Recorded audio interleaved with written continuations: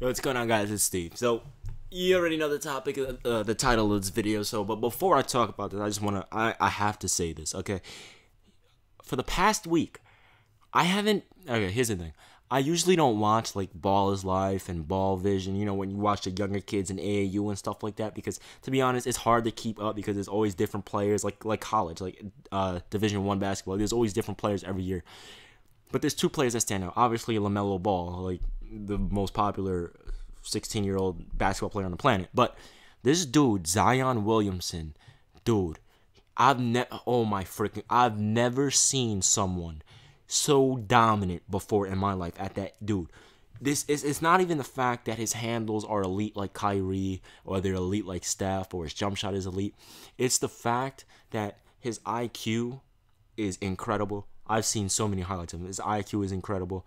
He can dribble the ball. I'm seeing him dribble through defenders. He doesn't have that elite handle just yet, but he's a pretty good dribbler, a ball handler.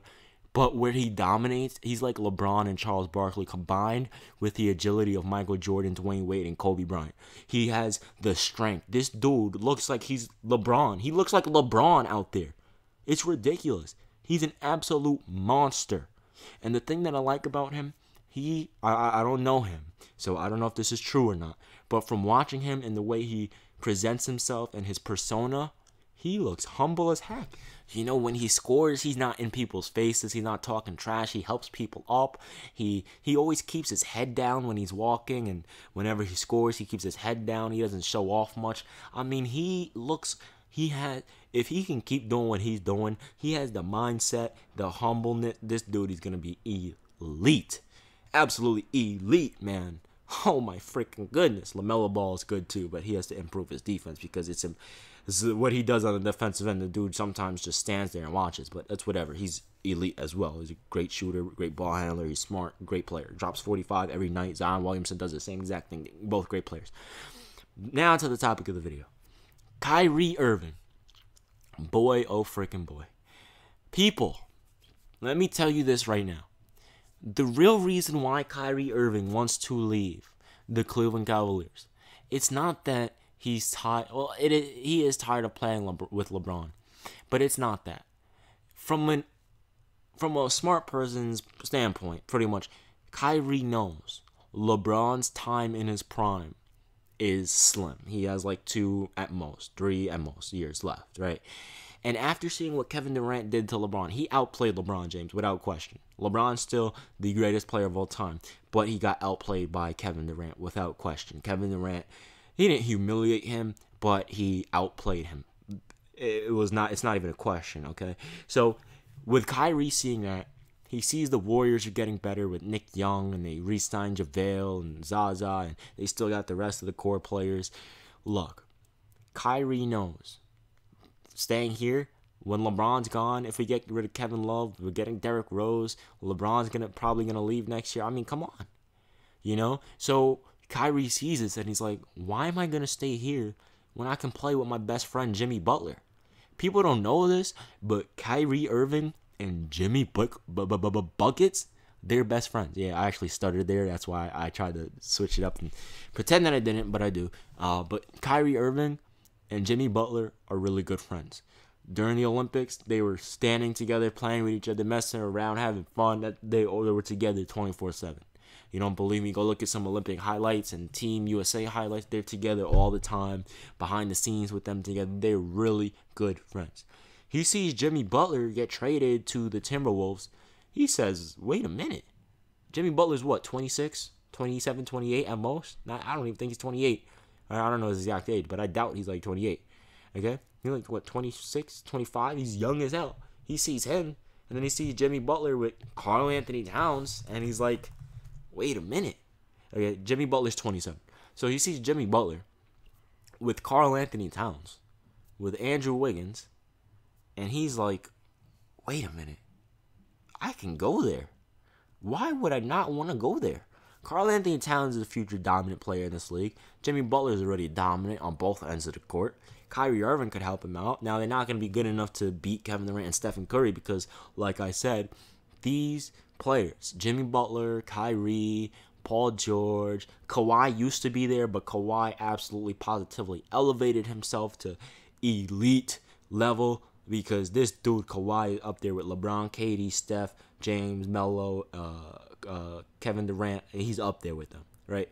So Jimmy Buckets, Kyrie, Paul George, Gordon Hayward, Giannis attempting hoopo, and Giannis might elevate himself as well. But as of now, Giannis, they're all like tier 2 stars. They're like, okay, they're good, but they're not quite as good as the greatest right now. But they're definitely good, okay? So they're like the tier 2 stars. But they have that potential to elevate themselves to that tier 1 elite level. Because look, Kawhi Leonard, before last season, before 2016-17, he was a tier 2 star. People knew he was great. People were like, oh, he's good. He's like Jimmy. He's like Paul George, great forwards, Gordon Hayward. He's with them. But this year, this dude Kawhi took that and said, all right, you want to label me with these tier 2 stars? Fine. And he elevated himself, and now look at him. He's what, the 4th best player in the league? LeBron, KD, Steph, Kawhi. I mean, goddamn. Before in 2015-16, people were barely putting him in the top 10 yet. And now this dude's already a top 5 player in the league. What's next? Is he going to come out next season, average 30, dominate the league, win MVP, defensive player of the year again? I mean, come on. So, but the thing about this is Kyrie sees the potential to grow with a unit, with a core that he knows is going to be there for a long time. Because if Kyrie goes to the Timberwolves, he's going to be with Jimmy.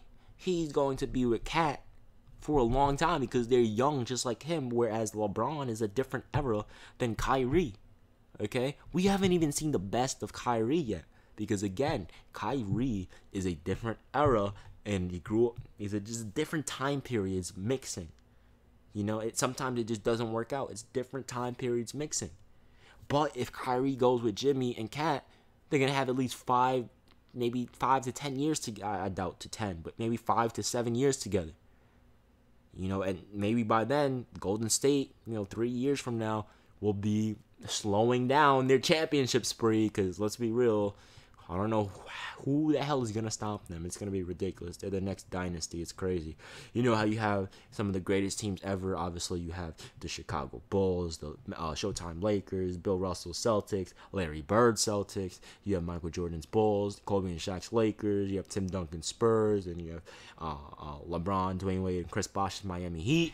Anyway, I just got off the phone with someone and I lost my train of thought. Look, Kyrie going to the Timberwolves is a win-win. The only thing is he waited. Well, it's been around for a while. It's been around for over 2 weeks that he told the Cavs he wanted to leave. It just didn't come out until last week. But Kyrie made the big mistake by waiting until after the draft. As soon as they lost the finals, he should have said, look, I want to trade. Please trade me. Because think about it. Paul George was still on the Pacers. Okay, Jimmy Butler was still with Chicago. Now, obviously, I think personally, Jimmy going to the Minnesota Timberwolves influenced and impacted Kyrie's decision. But in the grand scheme of things, he would have been traded already. It's sort of like the Melo thing. Melo, he didn't want to leave, but he waited until it was too late, and now no third team in the West wants to help the Rockets get him because they know, obviously it's a competition, it's a competitive league, because they know as soon as Melo goes to the Rockets, it's over. There's only going to be 2 relevant teams, the Warriors, the Rockets. That's it. No other team, whether West Coast, East Coast, it doesn't matter what star players on that team, no other team is going to matter except those 2 teams. So that's why no one wants to help the Rockets. And it's going to be the same thing with Kyrie Irving. It's too late now. People already traded their assets. They don't have money to work with. The training camp and summer league started already. I mean, come on. Well, training camp didn't start. Summer league did. Training camp's about to start in like a week or 2. I mean, come on, man. He waited too damn long. But they have to. Because how are they going to heal that wound? And then them signing Derrick Rose, I mean, come on. How are they going to heal? That's why they went after Derrick Rose in the first place. People, the whole timeline was messed up. The Cavs didn't go after Derrick Rose before they knew Kyrie wanted to be traded. They went after Derrick Rose when they found out Kyrie wanted to be traded because they knew a week prior to everyone else knowing. People don't realize that. So Kyrie, they have to trade him because they already signed D Rose. And they're going to have more money when they trade him and get another player. But you can't heal something like that. How is there going to be chemistry left between LeBron, Kevin Love, who are definitely going to stay, and Kyrie, who wants out? There's going to be no chemistry. It's going to be awkward. Can you imagine the locker room, the dysfunction? It's going to be worse than the Knicks with Phil Jackson, one and Melo gone. And then you have Derrick Rose, Courtney Lee, Joe Kim, KP, Kyle O'Quinn, Lance Thomas, Hernan Gomez, Kuzminskis, all of them defending him.